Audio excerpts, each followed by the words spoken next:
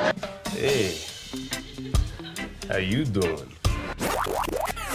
Sveiki, čia Aivaras iš UFC Lithuania ir 5 UFC greitukas. Apžvelkim praeitą savaitgalį vykusį UFC Fight Night Abu Dabyje. Pirmąjį bonusą už vakaro pasirodymą gavo Steven Nguyen, kuris kai kurių skaičiavimų 6, kai kurių skaičiavimų 7 kartus pasiuntė į knockdowną Mohammad Yahya.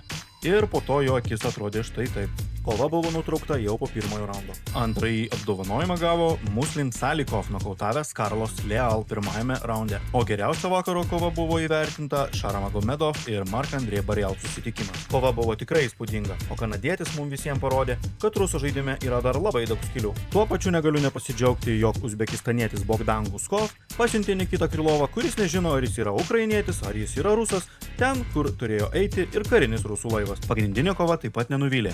Yra manančių, kad ją turėjo laimėti Robert Whittaker, tačiau teisėjų sprendimu viskas baigėsi kiek kitaip. O ką galvojat jūs?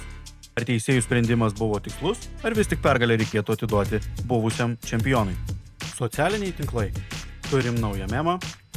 DDP išvadino Šarą ciklopu.